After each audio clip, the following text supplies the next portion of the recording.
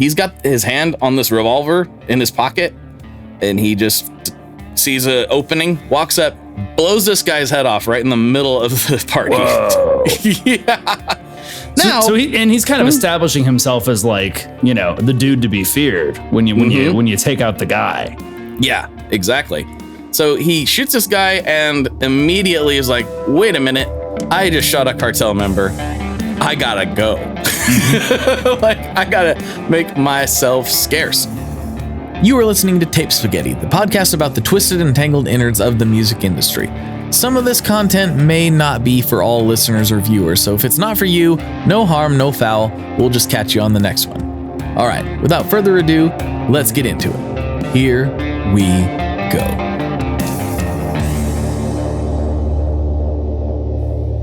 Welcome back to another episode of Tape Spaghetti. I'm Scott Marquardt, joined as always by Blake Weiland. And Blake, I'm excited because it's your week this week. I haven't prepared nothing. I'm excited to learn about things from Mr. Blake Weiland and have a week off. It's a nice feeling. I like it the other way around. I'm always excited when it's your week. I think we've addressed this a few times. We both like when we're not presenting. I like absorbing. I like learning. Yep. I don't consider myself the world's greatest instructor, so it can be fun both ways, but it's definitely less like you feel free, you know? It's like showing up to class when somebody else is presenting and not you. You're like, nothing's required of me. That's right. I just have to be a sponge. That's all I got to do.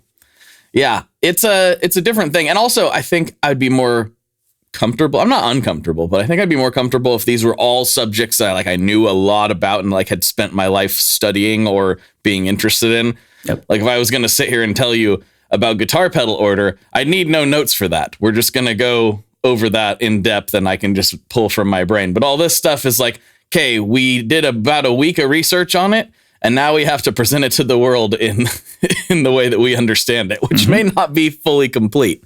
So, yeah, but it's still fun. I like it. So, Mr. Marquardt, how has the week been for you? This has been off to a rough start this week. My director ops is out all week, so I walked into, hey, here are the 4 fires that we know about thus far this morning. We solved those. A couple more popped up in the meantime. It's distinctly possible that more will pop up while I am on this recording with you. That's always fun. Be like, no, I'm talking to Blake. Just put a tourniquet on it. We'll deal with the bleeding here in 45 minutes when Blake's done talking to me. I have very important things to say. Just hold on for a little longer, okay? You'll be all right. You've held on this long. What's stopping you now? You're not going to die. It'll be fine. Yeah. In fact, that's why you have 4 limbs. You know what? Most men have too much iron, so you're just getting rid of some of it right now. You'll be okay. Is that right? Do most men have too much iron? In the United States, yes. Yeah. Really? Yeah. I've been iron deficient in the past. You might not be. I know that I do. I should probably go donate blood. Well, yeah, that's because you eat nothing but red meat exclusively. Is there other things to eat? There are, yes. There are?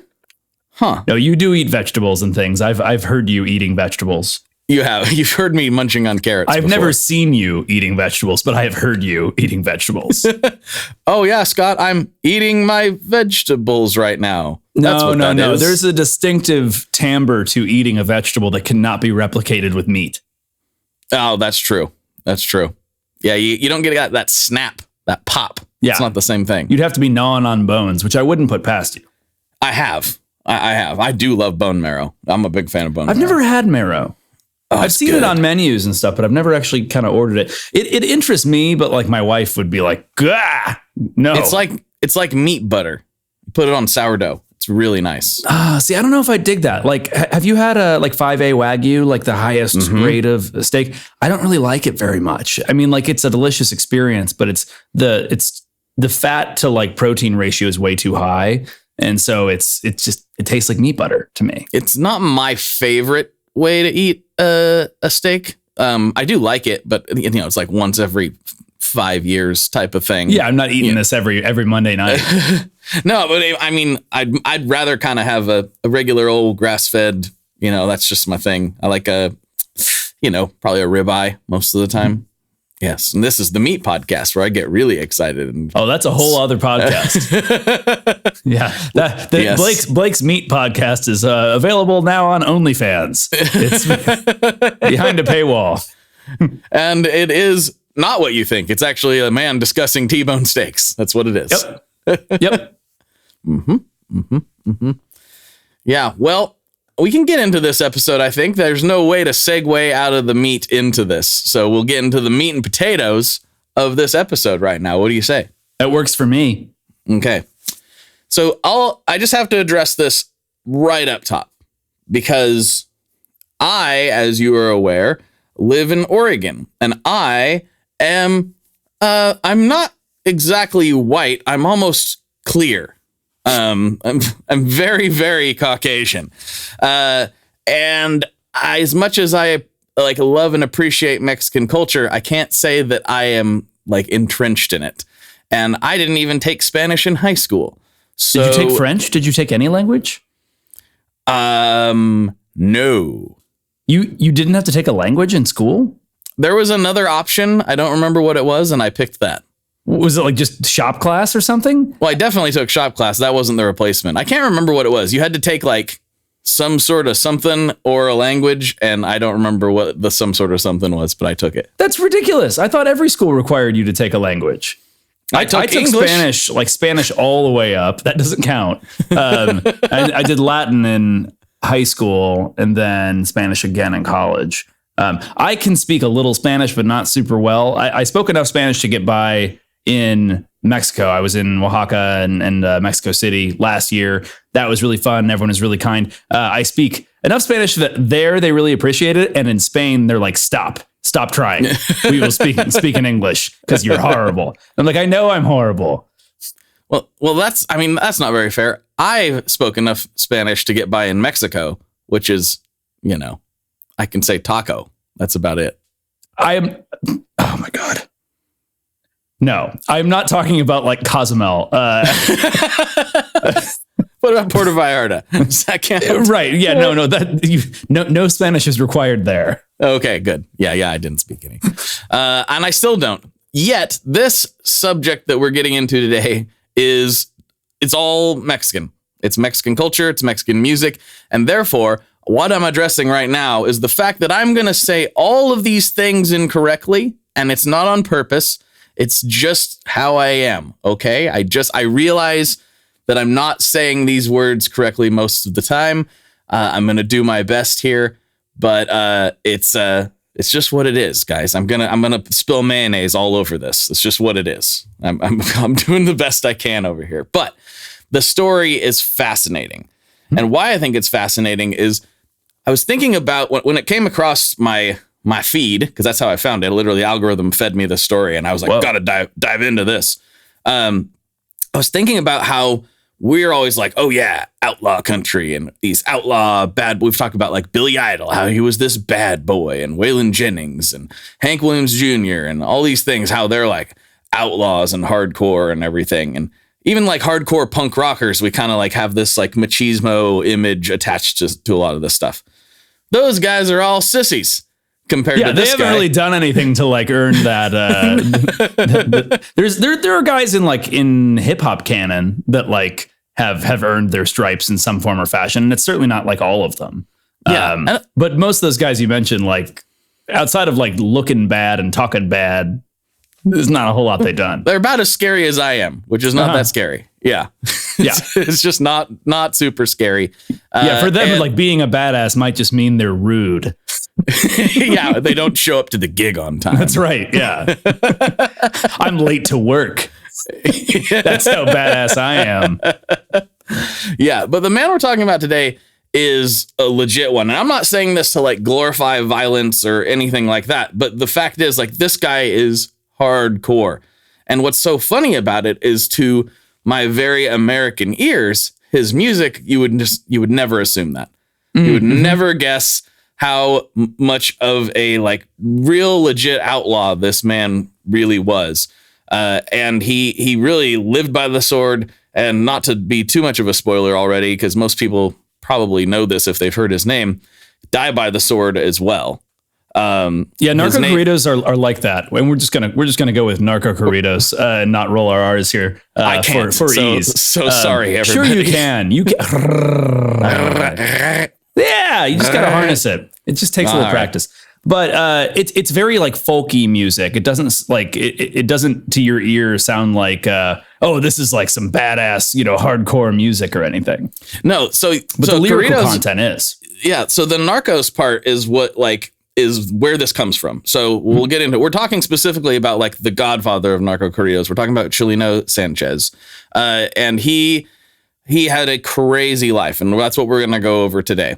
But the corridos is like a traditional Mexican style of music, and it sounds very bouncy. I mean, it's kind of probably what most Americans think of as like stereotypical Mexican style music. It's very uplifting sounding. It's got the steady like walking bass, a lot of accordion. It's very like pleasing music. It really makes me happy to hear this style of music. Now, the thing is, because most people like me who don't speak Spanish, narco-corridos and traditional corridos is probably no different to us sonically.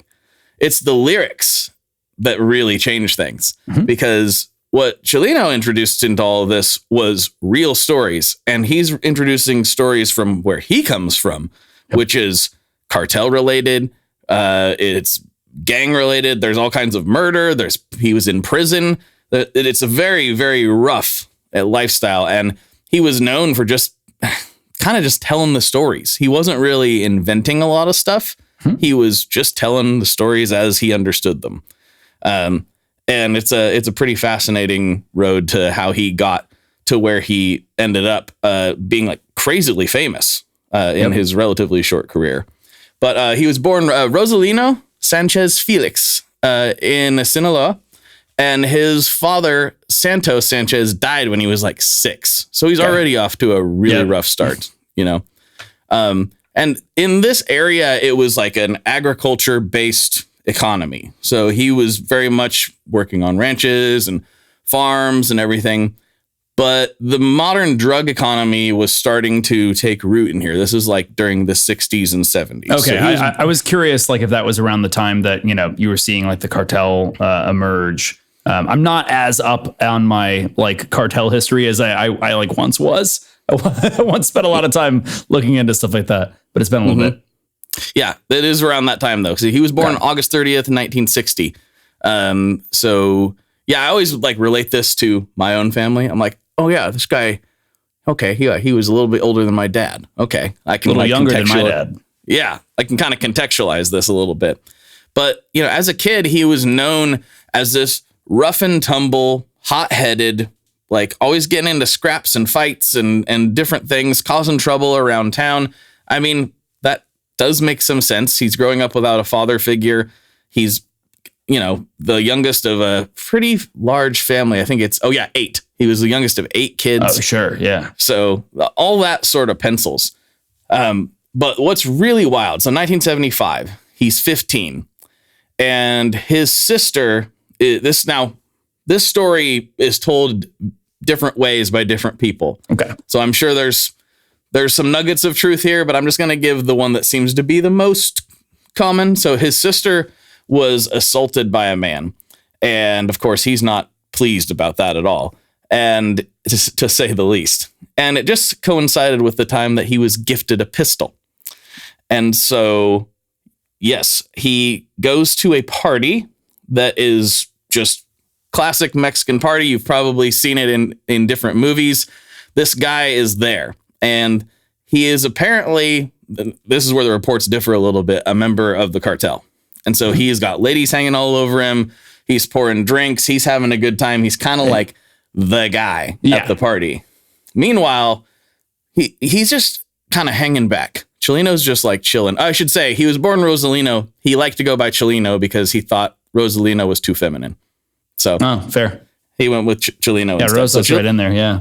Yeah. So he's it's a masculine name with Lino, but still, yeah. Yeah. Yeah, I can get it. And Chalino just kind of has like a nice, like, I don't know, I like the sound of it. I like to say it. Sounds good.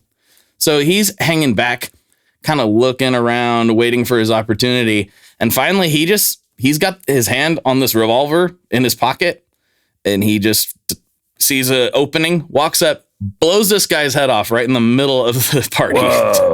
Yeah. Now, so he's kind of establishing himself as like, the dude to be feared when you take out the guy. Yeah. exactly. So he shoots this guy and immediately is like, wait a minute, I just shot a cartel member. I gotta go. Like, I gotta make myself scarce. So don't you hate when that happens, when you're like, oh, like only afterwards you're like, I shouldn't have murdered that person. That wasn't the right person to do that to. I should have thought of that beforehand. I mean, to be fair, kind of deserved it, but you know. How do you think I got to Nashville? I never really did ask that question before we became business partners, did I? Everyone's running from something. That's true. Except me. I stayed in Oregon. That's where I'm. Yeah, you got nothing to run from. No, I got beef right here. I don't need to go anywhere. There's cows over there. I'm good. So he immediately hightails it to Tijuana, as you do. You know, once you've killed somebody, you end up in Tijuana. That's the way I understand. Which is just like coastally north, like northwest of there, basically. Yep.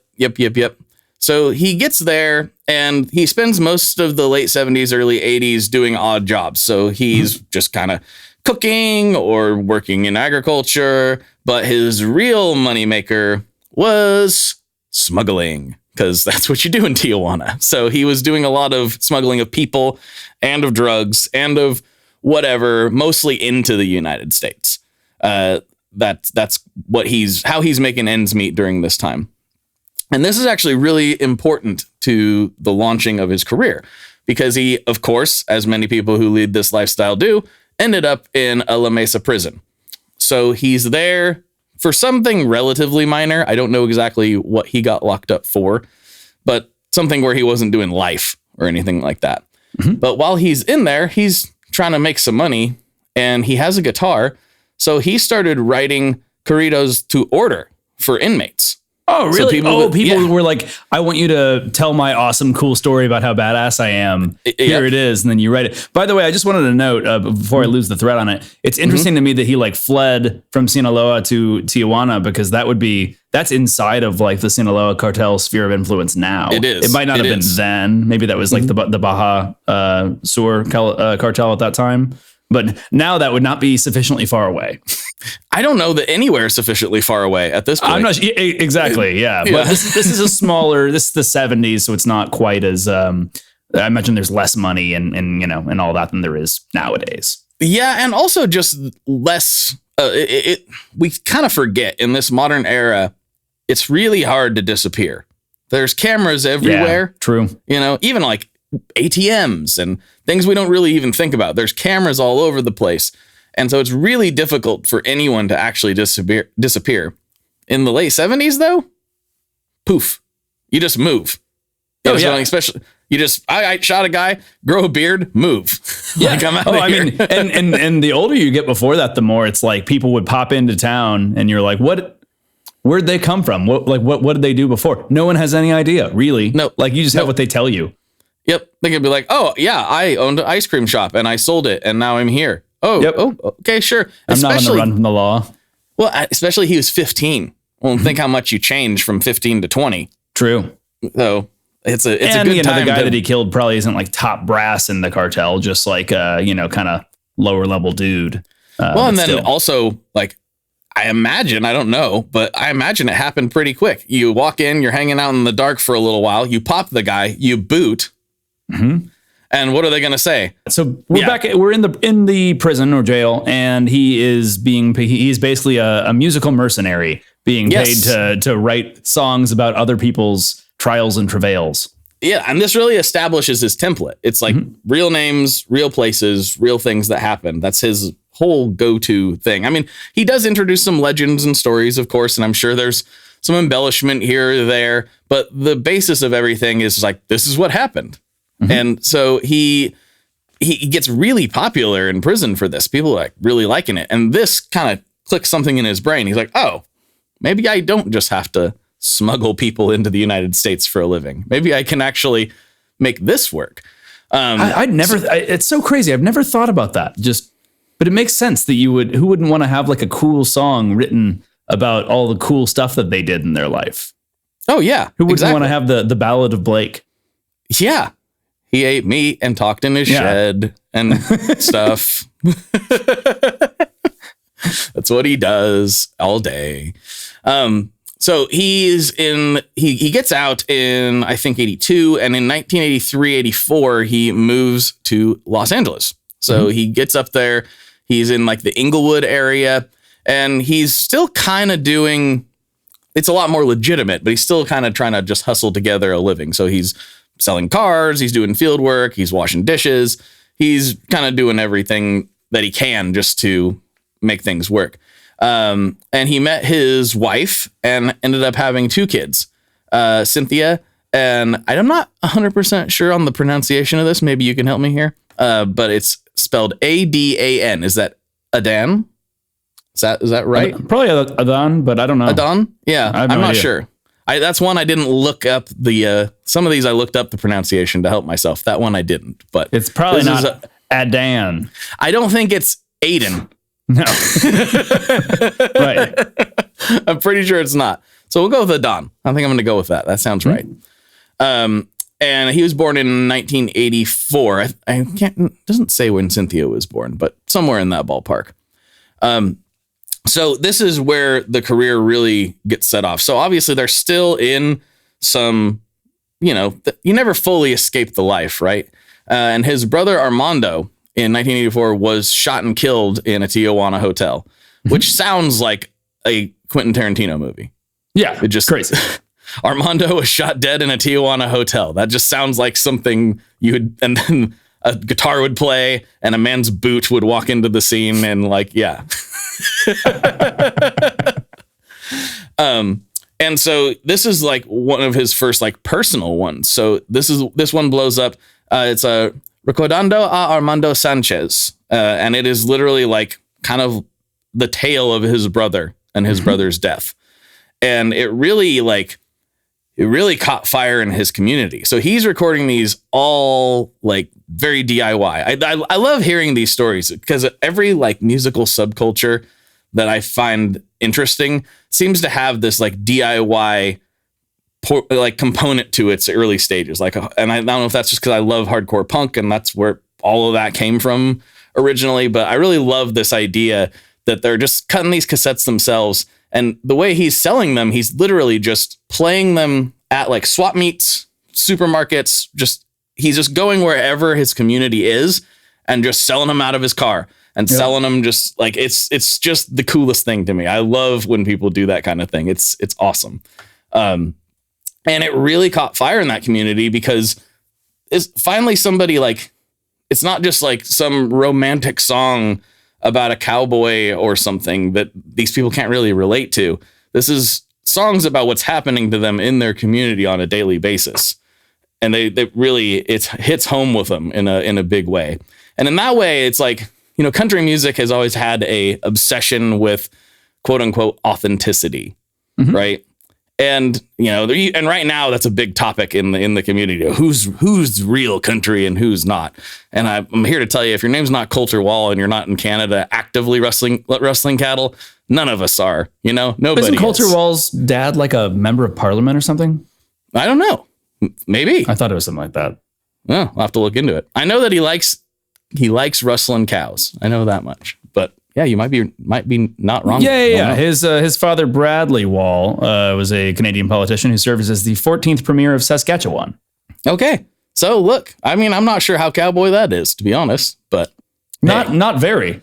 But it is Saskatchewan also, so who knows? Well, that's true. But the point is, it's always kind of nebulous, right? We're like, oh, that guy's real, that guy's not real. I mean, this is as real as it gets. He's literally talking about like his brother dying in a song, probably through some sort of cartel related dust up.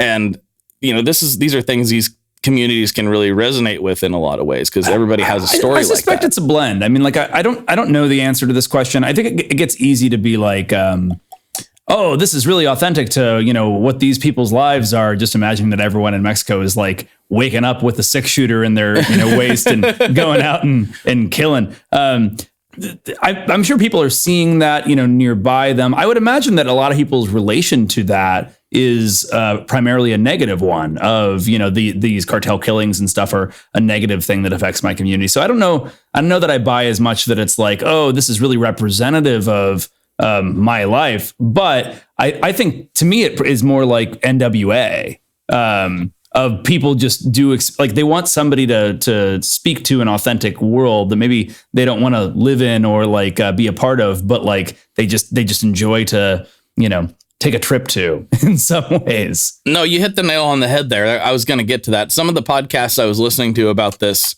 and I was doing that like partially to help me understand what you're talking about a little bit better, because I don't obviously live in that world. And I'm not just talking about Mexico. I'm talking about like Mexican Americans and like the LA area, like all of that stuff is just a little bit foreign to me as the token suburban white guy over here. But it was interesting to hear people who grew up with this music talking about exactly what you're saying. They're like, oh man, I grew up listening to NWA and Tupac and all this stuff, and this all resonated with me. And then one guy in particular was like, but then I heard this. And it like, I didn't even care about any of that stuff anymore because these were my people telling similar stories. Yeah. Yeah. That makes total sense. Yeah. So yeah, it's kind of crazy how compressed all this is. A lot happens in a relatively short time here. So he's getting together a band. He's still like writing and recording, and nothing's really like hitting radio necessarily yet, but it's getting very underground popular. Yeah. And that is the thing I was going to say. It compares really well with early hip hop because the story is such a captivating one that people like will go out of their way and will pay to like access and get. It feels like that kind of thing where you're like, oh, I'd never hear this on the radio, but I want to be. So it's like I'll go out of my way to buy that CD out of the trunk of somebody's car, or cassette tape, and listen to it. Again, like parallels with hip hop, parallels with hardcore punk, like any interesting subculture doesn't usually start out on the radio. Let's just put it that way. Right. So he's working with a guy named Ignacio Hernandez, who's known as Nacho by most people. He's accordionist, and he's like the band leader of the band that he ends up assembling. And Nacho recalls first meeting Chalino around 89, and he's in LA cutting multiple albums with him and all this stuff. And he's like, he just loves it because he's got this rough timbre, and he's talking about these very specific things. It's not like a general like, oh, I love this, or I don't like this, or I'm angry. It's that guy, that place, that time. Yeah, narco-corridos are not like a thematic song. It is like this is the thing that happened. We are telling you the tale of this. Yep. And it's not a commentary on violence in the broader, scope. It's just like, here's the story. Yep, exactly.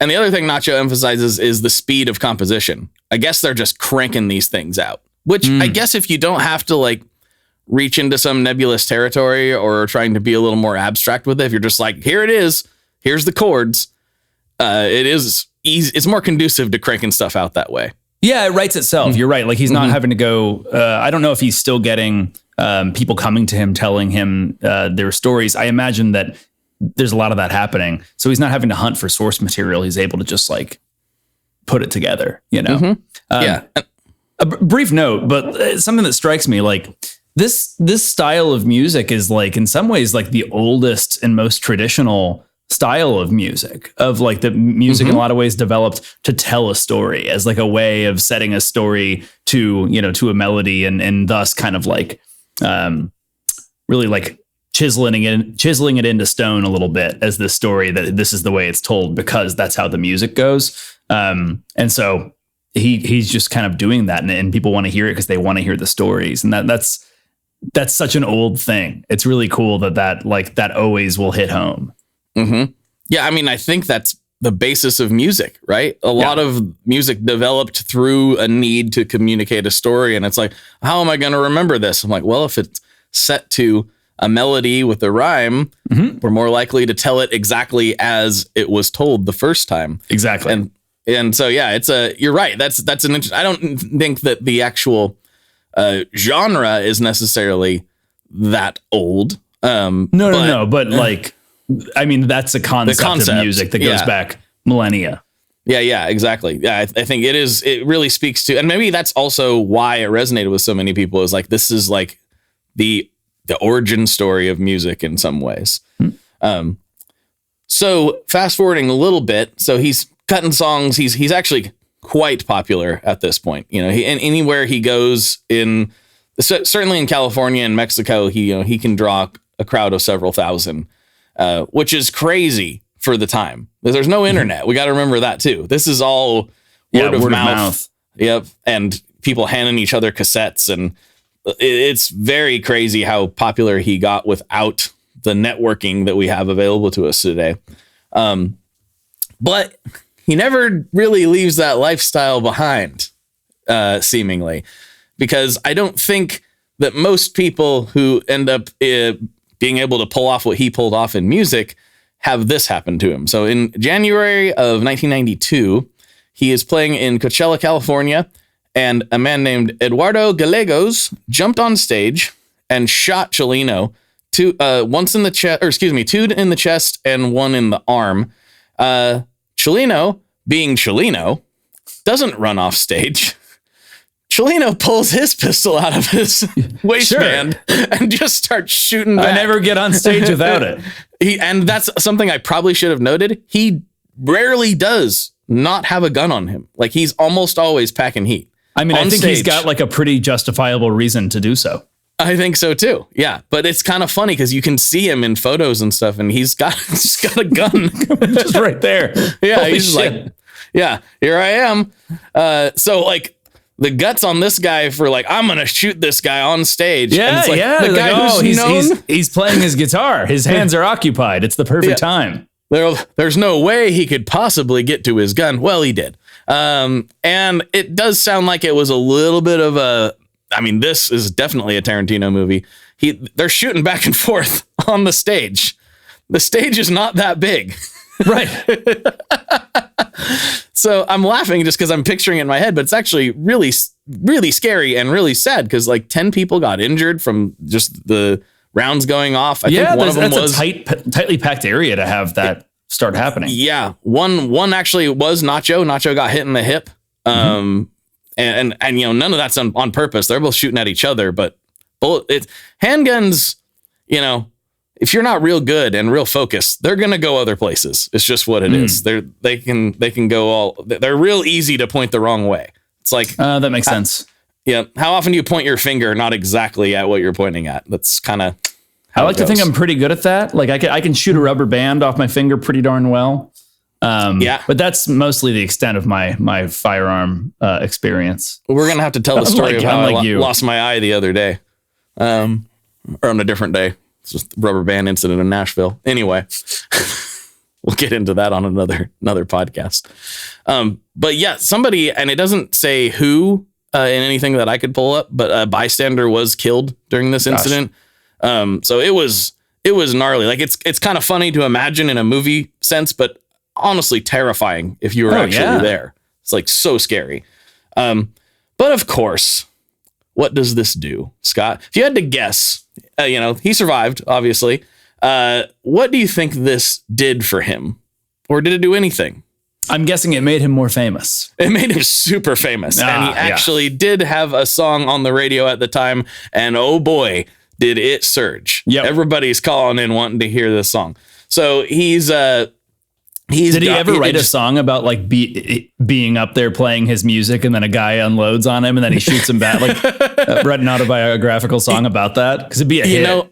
I don't know. But what is kind of funny is the song that was on the radio was obviously not one of his more graphic ones. He did write some songs once he got popular enough for that purpose, for people to be able to listen to on the radio and maybe get out of, I don't know if he was trying to get out of the genre necessarily, but just have a wider audience than that. And this one that was on the radio, let's see, I've got it here somewhere. Nieves de Enero.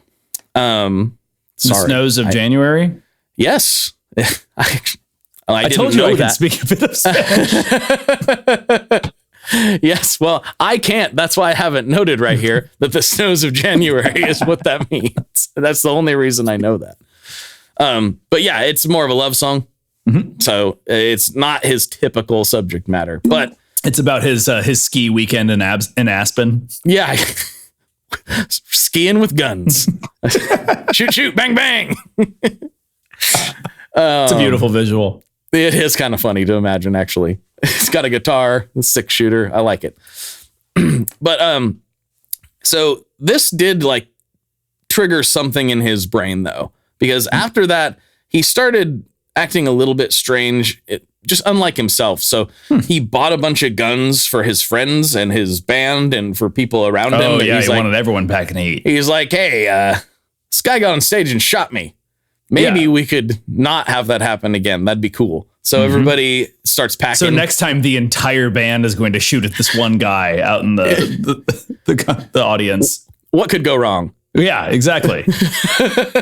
We had 2 guns involved last time and only 10 people got shot. Yeah, what if there were a bunch more? What if we had 40 guns? Yeah.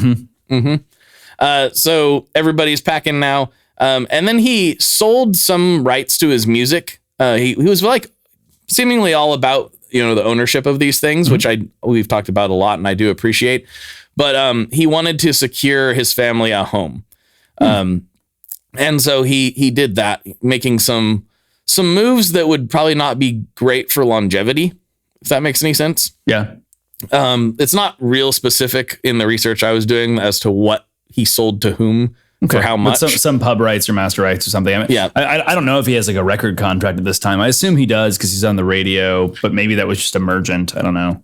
No, it does seem that he did. I'm not familiar with the. But he's not. Yeah, he's not signed to Atlantic or something like that. No. So he's doing some of these moves and people are advising him not to, but he's doing it anyway. And then he decides, I want to do a coming home show. So he goes back to Sinaloa, but everyone's telling him not to go. They're like, dude, you know what you did there? Like, don't go back. Like, I mean, plus all the ballads he's been writing, you wonder if some people are bent out of shape one way or the other. Either it's their story, they didn't like the way it was told, or, they were venerating the other side than they would like. I imagine there's a lot of ways that rubs people wrong. There's a lot of reasons for him not to go back there. Like a lot. Plus, not to mention, it would probably be risky enough for a non-famous person who did those things to go back home. He's not only famous, he's also like, I'm going to be on stage in the wide open. Yep. At this time, at this place. Yep. And while I may have a gun on me, I'm still in the wide open. There's a lot of people. Yeah. You'd need like a Pope-mobile situation to do that right. And he does not do that. No, I wouldn't say. So this is the night of May 15th in 1992. He's playing a set. I had just turned 2. Exactly. Oh, yes, of course. That day. Yes, that day. Literally that day. So he's playing his set, and this is crazy. This is absolutely wild because you can go see this video. And if you look up, in fact, when I was Googling it, it's the first thing that pops up when you search his name. At least on my algorithm, that's what Google's feeding me. Snuff films, I presume, is where this is going. It's not that, but it's still eerie. So he's on stage, the band's all playing, and mid-song, somebody hands him a note. And he opens the note, and he turns like white.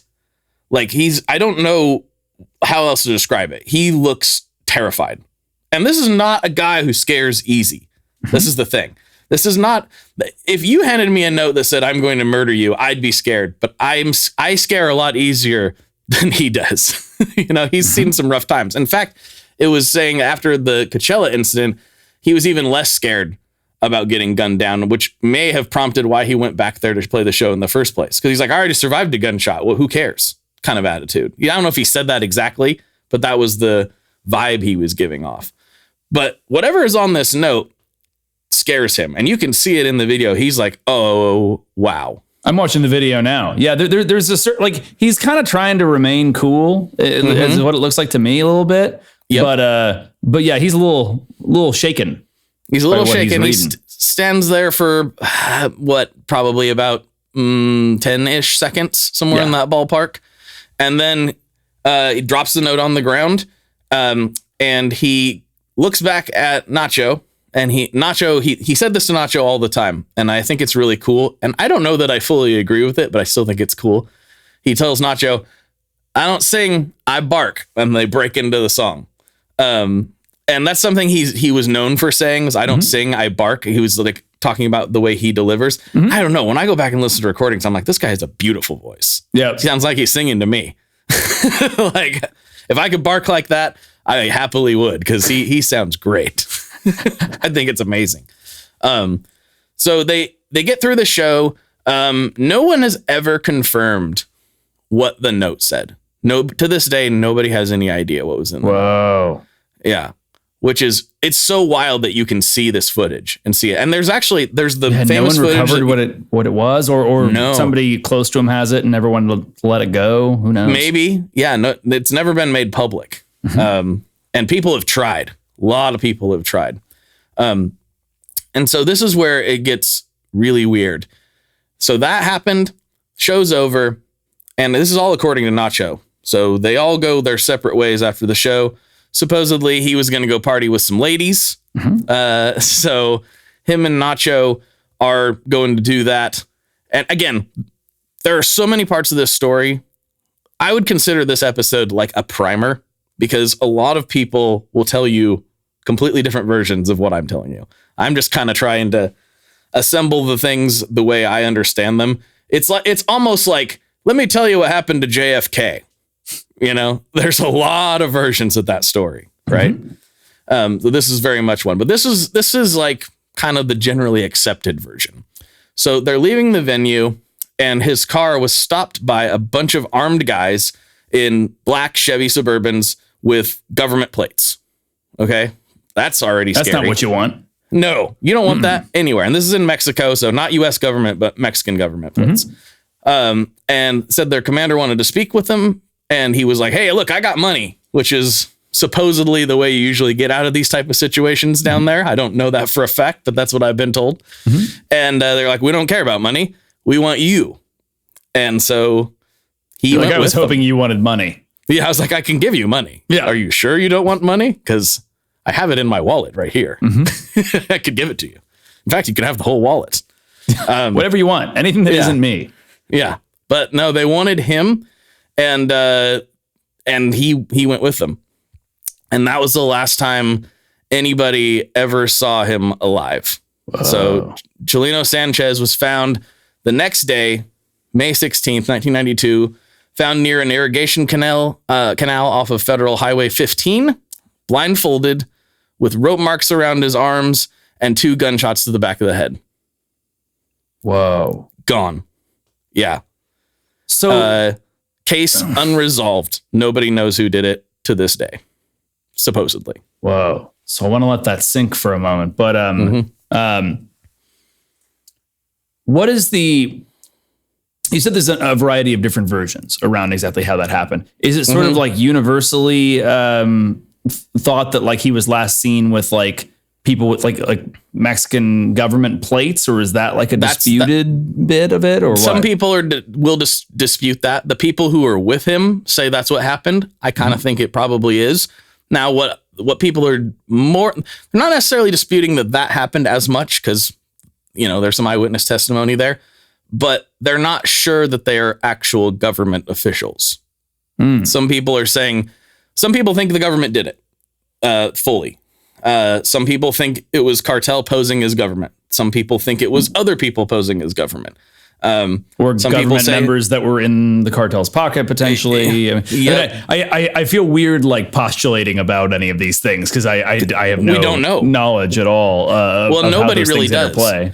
So these videos that we're talking about, and there's other ones of this same performance, they have millions of views because so many people have went back and tried to analyze them and looking for clues, looking for different things as to like what actually happened to him, because it's so crazy.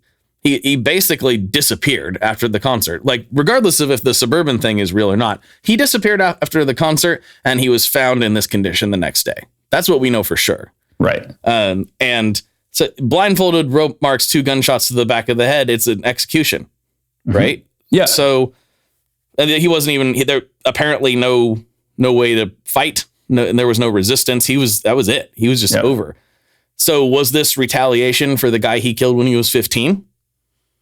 Like, was this somebody who didn't like his music? Was this what was it something completely unrelated that we don't know anything about? Yeah. Who can say? I mean, it would surprise me a little bit as a person that knows nothing about any of this for it to be, this would have been 17 years after the guy he shot. I'm not sure who that guy was. Maybe he was a bigwig. If it was like more of like a foot soldier, one wonders if that's, beyond the statute of limitations, or maybe, the cartel doesn't, it means a lot more than that, of just like their protection of anyone under their sphere of influence is more important for them than who that person is. So they always want to get somebody back. I have no idea. You can make an argument that some people didn't like the songs or the content. Some people didn't like him airing dirty laundry. You could make an argument that some people maybe felt that the songs were reflecting Mexico poorly. Maybe, yeah, it's all possible. I mean, and the other thing is, like, he did so many crazy things. Like, who knows who he made upset at some point, Sure. Maybe it was, you slept with my sister and I am a powerful guy that can make this happen. I don't know. Like, it could be any number of things as to why it happened. But yeah, and that is where the story ends. He was 31 years old, arguably like set to become, a huge artist, like somebody that maybe you or I would grow to know at some point. I don't mean like through this crazy story, but like he might have been a legitimate star internationally. Yeah, at the rate he was going. But yeah, afterwards, this is like kind of the era of like Selena getting really, really big in the early to mid 90s. She died in 95. So yeah, not out of the question at all. I mean, and as many musical deaths as there are, and we've covered like, 0.5% of them on this podcast. Thus far, there are so many. I can't immediately think of one where a famous musician was summarily executed. No. That's why this grabbed me so planes are musicians' kryptonite generally. Yes. Yes. No, this one is one of the more like direct, intentional, and then the fact that it's still unsolved. I guess I say that, like, you could argue like Tupac, any of those shootings, but still that's not quite the same, like a drive-by versus like he was kidnapped and executed. Yeah, like full-blown execution style, I think, is very unique. I don't know of any other stories where that happened. And the fact that it's still unsolved. People still have no idea what actually happened, which does speak to, I don't want to be too, do too much evil surmising here, but maybe it was the government or somebody involved in the government, because what better way to make sure nothing's investigated than to just not investigate it? Yeah, who knows, man? That's really crazy. I mean, one thing that surprises me a little bit, just from the story again, is that, like, I know he's in LA for a lot of this. He's in Tijuana for some of this. Like, he's around, but like these places are not impossible to get to. Like, it surprises me that he was safe in those areas, and then clearly very not safe in Sinaloa. I can see why it'd be worse, but it seems like there's, at least these days, there's like reach. All the same forces that would want to get you in Sinaloa could probably get you somewhere else too. Mm-hmm. And that's why I'm like, I do, like, if I'm just putting on my conspiracy hat, I do think that somehow somebody involved in government has something to do with this, because, or at least complicit, at least complicit, at the very least, possibly turning a blind eye, or maybe being paid to turn a blind. I don't know how it's connected exactly. But I think if this happens in LA, they're probably going to investigate it a lot harder. They're like, famous musician. Yeah, true. Just shot execution style in the LA River. What? Yeah, you could get to them, but they're going to look into that. Yeah, I think they're going to probably want to see what's going on there. But here, if somebody's being paid to look the other way, or it's even worse, like, hey, you are going to look the other way, or this is going to happen to you.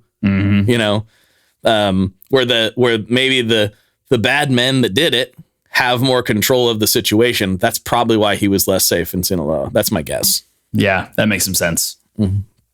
So, of course, this always happens every single time. As big as he got after the shootout on stage, oh boy, this was the real moment for him. Yes. Would you like to take a guess at right now how many monthly listeners on Spotify Chalino Sanchez has? That's an interesting question. I don't really look at monthly listener counts, so I'm not sure what's normal. I'm going to go with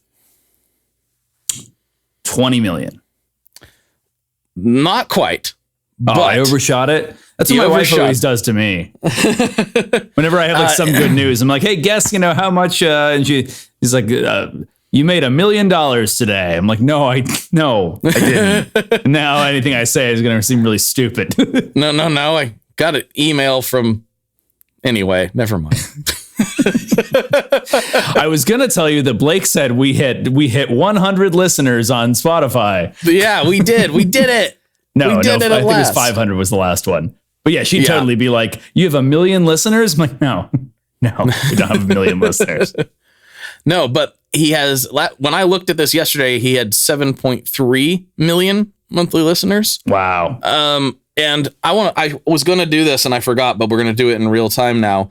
Just for reference sake, we're going to look for the Beatles, because I think that's an interesting comparison. And the Beatles currently have 32.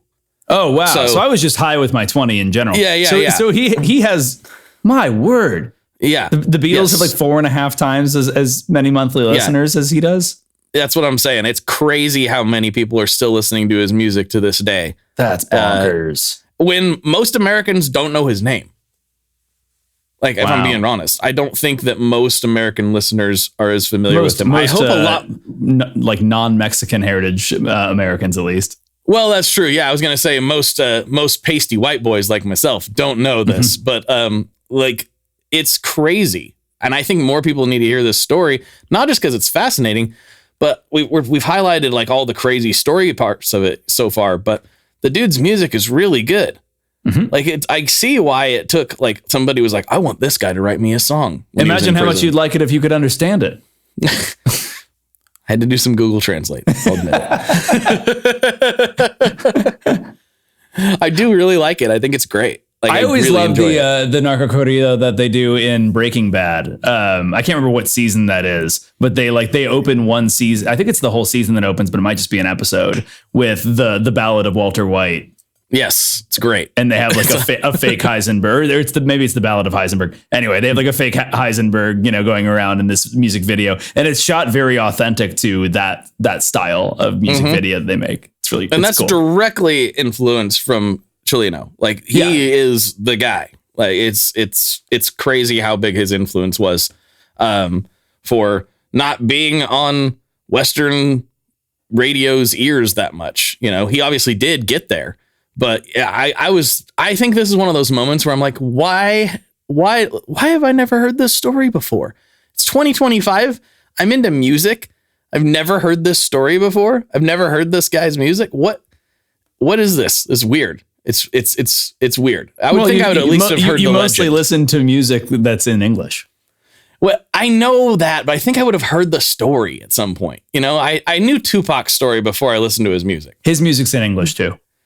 Oh, geez, I'm just saying I know things about things I don't listen to. I'm sorry. Before I hear the music all the time. I'm sorry. I know what you mean. No, what's really cool with you're not going to guilt me into getting some sort of Rosetta Stone subscription or something. Okay, it's not going to happen. It's cool to me. Like, there are not that many examples of people creating whole genres. Kind of like all on their own. And I also like don't know enough to, I would imagine if you dove in, they might be like, oh no, there were 2 or 3 competing guys at the same time doing similar stuff. I don't know. But the story as you've told it is pretty linear from his invention to this whole genre existing after. There's really not that many people that can be credited that heavily with like summarily creating a whole genre. So that's really cool. What an incredibly, powerful force. Yeah. Yeah. And I do want to reiterate, if it wasn't painfully obvious, like, this is definitely a primer. Like, you should go and read some more stuff, listen to some more podcasts about it. There's some really interesting interviews with Nacho that, of course, I had to translate. But yes, it's really interesting stuff out there. I think it's a story that deserves more than my telling of it. So please do go look into this more and listen to some of the music. It's truly like, I like it a lot. I think it's really cool. I think I understand why it resonated with so many people so quickly. Because this was, again, compressed time frame. 84, he's just hanging out in California washing dishes. 92, he's on stage dying. Like, yeah, that's it. Or not on stage dying, but playing on stage, then dying. And then though he was shot on stage. So that counts. It's true. Yeah, it's true. Not many people get shot on stage and survive, but he did. Well, if you, dear listener, enjoyed this episode and have any notes, please direct all of them at Blake. Remember that I, in this episode, am merely a casual bystander who's not paid to sit here and listen. This is fantastic, Blake. I think you did a great job. Anyone out there, sincerely, please, if you're on a platform that enables comments or anything like that, please leave us a comment and let us know what you thought about this or any ideas that you want us to talk about in the future. And of course, make sure that you are subscribed and followed on whatever platform you like to do your podcast listening so that you can stay up with more and more new episodes as they come out each week. And finally, if you enjoyed this, please tell a friend, tell your family, tell whoever. We just do this for fun. And so the best thing you can do for us is just spread the word, because it's fun to reach more and more new listeners. Honestly, now we're in the part of the episode that no one will ever listen to, so I'm talking really just to myself. But one of the cool things is we've got enough listeners now that sometimes we'll talk about something and then people will write us and be like, oh, I was actually involved in that. And then like fill in more aspects of the story for us, which is really cool and rewarding. So again, if that's you, if you were involved in the genesis of narco-corridos, please write us and let us know how that was for you. All right. However, if you were involved in the end of his story, please don't write us and tell me. I don't want to know about it. Yep. Mum's the word.